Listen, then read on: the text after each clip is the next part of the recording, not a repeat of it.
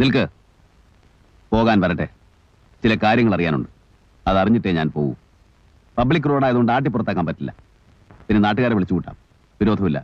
പക്ഷേ സംസാരിക്കുന്നത് അവരുടെ മുമ്പിൽ വെച്ചായിരിക്കുന്നു മാത്രം. എനിക്കൊന്നും നിങ്ങളോട് പറയാനില്ല. ഉണ്ടെന്ന് എനിക്കറിയാം. നിനക്ക് മാത്രമേ അത് പറയാൻ കഴിയൂ. നിന്റെ ചേട്ടനെ കൊന്ന് നിന്റെ കുടുംബം അനാഥമാക്കിയ ആ ശവംതീരി പട്ടികളുമായിട്ട് കൂടുതൽ അടുപ്പം നിനക്കാണല്ലോ.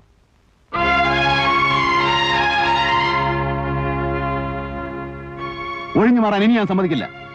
ജനങ്ങളെയും സർക്കാരിനെയും ഒരുപോലെ വഞ്ചിക്കുന്ന ആ കള്ളപ്പണക്കാരുമായിട്ട് നിനക്കെന്താണ് ബന്ധം? മയക്കുമരുന്ന് കച്ചവടം മുതൽ പെൺവാടിപ്പം വരെ നടക്കുന്ന അവരുടെ ഗസ്റ്റ് ഹൗസുകളിൽ നിനക്കെന്താണ് ജോലി? Are you a prostitute or their pimp? Janu എന്നോട് പറഞ്ഞിട്ടുണ്ട്, അവന്റെ ദുഃഖങ്ങൾ അറിയാവുന്ന ഏക വ്യക്തി നീയാണെന്ന്. അവന് ജോലി കിട്ടാൻ വേണ്ടി നിന്റെ കാതിലും കഴുത്തിലും കിടന്ന ആഭരണങ്ങൾ നീ അവൻ അഴിച്ചു കൊടുത്തു. കല്യാണത്തിലെ ചേട്ടൻ വിഷമിക്കാതിരിക്കാൻ വേണ്ടി ഒത്തുവന്ന ബന്ധം നീ ഇഷ്ടമല്ലെന്ന് പറഞ്ഞു. നിന്നെ ഓർത്താണ് അവൻ ആത്മഹത്യ ചെയ്യായിരുന്നു. നിനക്ക് വേണ്ടിയാണ് അവൻ ജീവിച്ചിരുന്നത്. ആ നീയാണോ ഇന്ന് അവനെ കൊന്ന കഴുകന്മാർക്ക് വേണ്ടി കാവലിരിക്കുന്നത്? എനിക്ക് അവനൊരു സുഹൃത്ത് മാത്രമാണ്. പക്ഷേ രക്തബന്ധമുള്ള നിന്നേക്കാൾ ബന്ധം എനിക്ക് അവനോടുണ്ട്. അറിയാം, എല്ലാം എനിക്കറിയാം. മരണത്തിൽ നിന്ന് എന്റെ ചേട്ടനെ രക്ഷപ്പെടുത്തിയത് നിങ്ങളാണെന്ന് എനിക്കറിയാം. ചെയ്യാത്ത കൊലപാതകം സ്വയം ഏറ്റെടുത്ത് ചേട്ടന് വേണ്ടി ജയിൽ ശിക്ഷ അനുഭവിക്കുന്ന ആളാണെന്നും എനിക്കറിയാം. എന്നോട് മാത്രം ചേട്ടൻ എല്ലാം തുറന്നു പറയുമായിരുന്നു. പക്ഷേ നിങ്ങൾ രക്ഷിച്ച എന്റെ ചേട്ടനെ ഞങ്ങൾക്ക് രക്ഷിക്കാൻ കഴിഞ്ഞില്ല. നിങ്ങളിവിടെ ആദ്യം വന്നപ്പോ തന്നെ ആരാണെന്ന് എനിക്ക് മനസ്സിലാവാഞ്ഞിട്ടല്ല, നിങ്ങളെ നേരിടാൻ കഴിയാതെയാണ് ഞാൻ വാതിൽ കൊട്ടി അടച്ചത്. നിയന്ത്രിക്കാൻ കഴിയാത്തത് കൊണ്ടാണ് നിങ്ങളിൽ നിന്ന് ഞാൻ ഒഴിഞ്ഞു മാറിയത്. എന്റെ അവസ്ഥ അതായിപ്പോയി. എന്റെ ചേട്ടനെ കൊന്നാണെന്ന് എനിക്കറിയാം. ആത്മഹത്യ ചെയ്യാനുള്ള ശ്രമത്തിൽ നിന്ന് രക്ഷപ്പെട്ടെത്തിയ അന്ന് തന്നെ ചേട്ടൻ എനിക്ക് വാക്ക് തന്നിരുന്നു, ഇനി അങ്ങനെ ഒരു അബദ്ധം കാണിക്കില്ലെന്ന്. ഞങ്ങളുടെ കൺമുമ്പിൽ വെച്ചാണ് അവരന്ന് ചേട്ടനെ വിളിച്ചിറക്കിക്കൊണ്ടു പോയത്.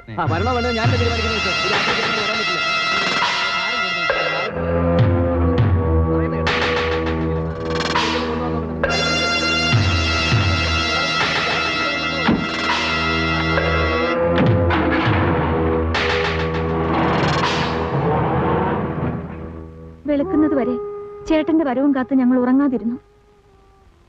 രാവിലെ ആരോ വന്നു പറഞ്ഞു ചേട്ടൻ ട്രെയിനിന്റെ മുമ്പിൽ ചാടി ആത്മഹത്യ ചെയ്തെന്ന്. പിറ്റേന്ന് തന്നെ ഞങ്ങൾ പോലീസിൽ പരാതി കൊടുത്തു. അന്ന് വൈകുന്നേരം അന്വേഷണത്തിനായി പോലീസ് വീട്ടിൽ വന്നു.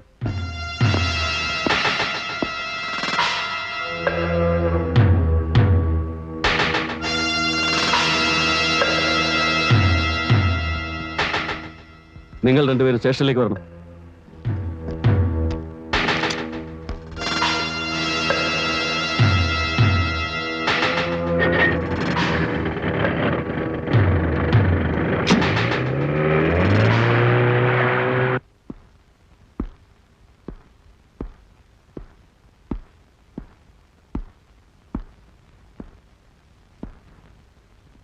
മകന്റെ മരണത്തെപ്പറ്റി പരാതി ഉണ്ടല്ലേ? എന്തിനാ പരാതിയൊക്കെ ഇൻസ്പെക്ടർമാരോട് പറയാൻ പോന്നേ? ഇദ്ദേഹം പോലീസ് സൂപ്രണ്ടിന്റെ മകനാ. മന്ത്രിയുടെ അളിയനുണ്ട്, സർക്കിളുണ്ട്. അന്വേഷണം ഉയർന്ന നിലയിൽ തന്നെ ആകാം. സ്റ്റേഷനിലേക്കാണെന്ന് പറഞ്ഞു കൊണ്ടുവന്നിട്ട് ഇതും ഒരു നിലയ്ക്ക് സ്റ്റേഷൻ തന്നെയാ. പല നിയമങ്ങളും പരിപാലിക്കപ്പെടുന്നത് ഇവിടെ വെച്ചാ. നമുക്ക് പോകാൻ പോളെ. എങ്ങോട്ട്? കാര്യങ്ങൾ തീരുമാനിച്ചിട്ടേ നമ്മൾ ഇവിടുന്ന് പോകുന്നുള്ളൂ. പട്ടികളെ, എനിക്ക് ജീവനുണ്ടെങ്കിൽ എന്റെ മകനെ കുത്തുമ്പോൾ ഞാൻ വെറുതെ കൂടിയില്ല. ഞാൻ അക്ഷരം പഠിപ്പിച്ച 1000കണക്കിന് പിള്ളേരുണ്ട് ഈ നാട്ടില്. അവരെ കൊണ്ട് ഞാൻ പകരം ചോദിപ്പിക്കും.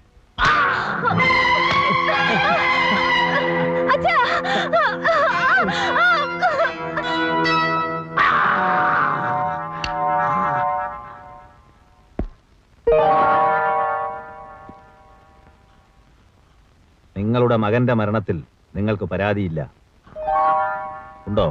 ഇല്ല.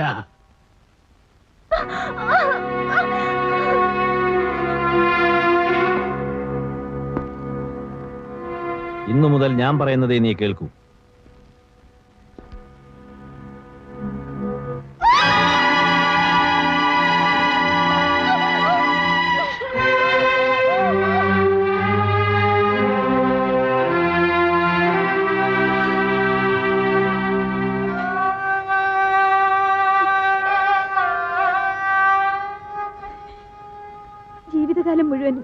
അവരുടെ അടിമയാവാതെ നിവർത്തിയില്ലെന്ന് വന്നു. മരിക്കാൻ പേടിയുണ്ടായിട്ടല്ല. വയസ്സായ അച്ഛനും അമ്മയ്ക്കും ഞാനല്ലാതെ വേറെ ആരുമില്ലല്ലോ. കരയാതി. ആരും സഹായത്തിനില്ലെന്നോർത്ത് വിഷമിക്കരുത്. ജനുവിന്റെ സ്ഥാനത്ത് ഞാനുണ്ടാവും.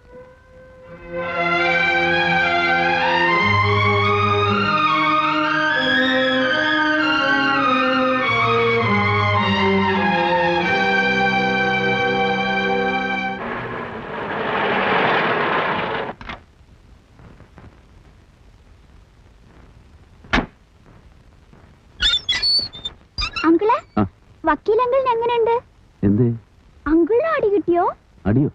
അപ്പൊ അങ്കിൾ അറിഞ്ഞില്ലേ? വക്കീലങ്ങളിനെ ആരോ അടിച്ചു. ആശുപത്രിയിലാന്ന് ഫോൺ വന്നു. അപ്പൊ മുത്തശ്ശിയും അമ്മാവനും അങ്ങോട്ട് പോയിരിക്കാം.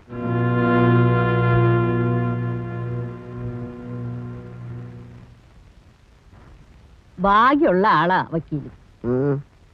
അല്ല, ഈ മുഖത്ത് കൊണ്ടാടി കണ്ണിലായിരുന്നെങ്കിലോ? എന്നാ പിന്നെ സൗകര്യായി. ഈ മോന്ത കാണാതെ കഴിയല്ലോ. കുഞ്ഞിക്കണ്ണ, ഞാൻ നിന്നോടല്ല സംസാരിക്കുന്നത്. വക്കീലെ, നമുക്ക് ആ വീട് മാറുക. ഒരു നാശം പിടിച്ച വീടാണ്. പോലീസ് സ്റ്റേഷനിൽ കയറി തല്ലുകൊണ്ട് എന്തെല്ലാം പുലിവാലികളാണ്.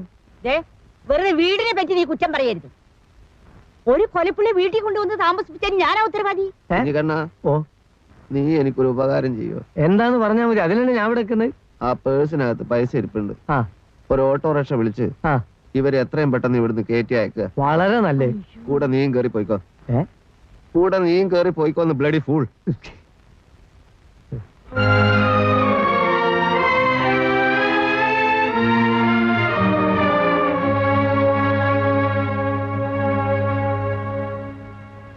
എന്താ ഉണ്ടായത്? 7 അടി 3 ചവിട്ട്, ഇരുമ്പ് കട്ട കൊണ്ടുള്ള ഇടി, കനത്തത് 2 എണ്ണം, പിന്നെ പുറത്തു പറയാൻ കൊള്ളാത്ത ഭാഷയിലുള്ള കുറെ ചീത്ത. ഇത് വെറും അഡ്വാൻസ് ആണത്രേ. ആരാ ഇത് ചെയ്തത്? പിടിക്കുന്നതിന് മുമ്പ് മേൽവിലാസം ചോദിച്ചില്ല. എന്തായാലും നാളത്തെ അവാർഡ് ഫംഗ്ഷന് ഞാൻ വരാം.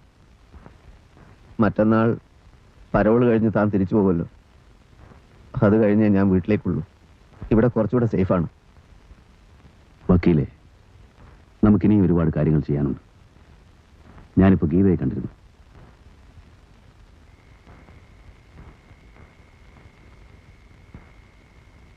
അച്ഛന് നല്ല സുഖമില്ല. ഞാൻ നാളെ വരാമെന്ന് പറയും. കയറൂ.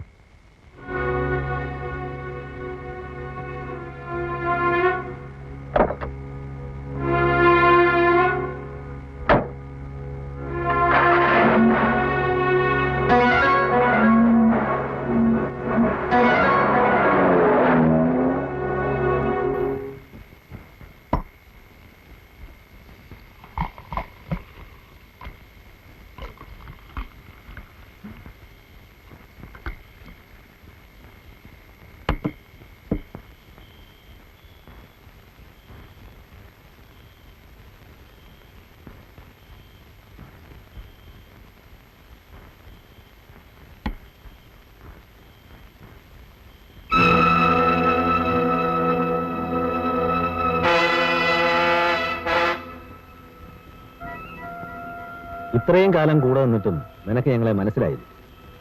അനുസരിക്കാൻ അറിയാവുന്നവളായിരുന്നു നീ. ഞങ്ങൾ ഏൽപ്പിച്ച ജോലികളൊക്കെ വളരെ ഭംഗിയായി നീ ചെയ്തിട്ടുമുണ്ട്.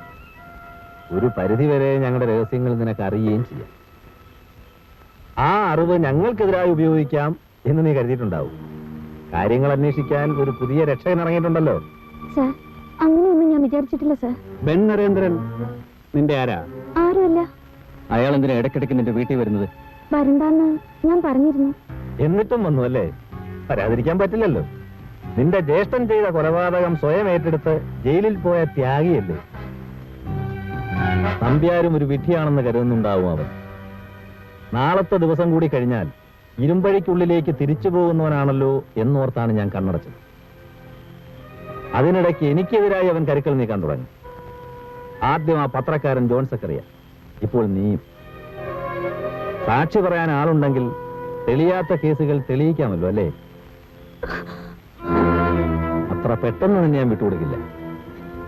ഇല്ല സാർ, നിങ്ങൾക്കെതിരായി ഞാൻ ഒന്നും ചെയ്യില്ല, ഒരിക്കലും ചെയ്യില്ല. എന്നെ ഉപദ്രവിക്കരുത്. എന്റെ അച്ഛനും അമ്മയ്ക്കും ഞാനല്ലാതെ മറ്റാരുമില്ല. പേടിക്കുന്ന എന്തിനാ?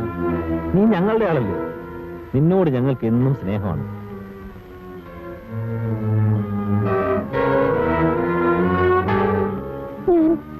ഞാൻ പോട്ടെ സാർ.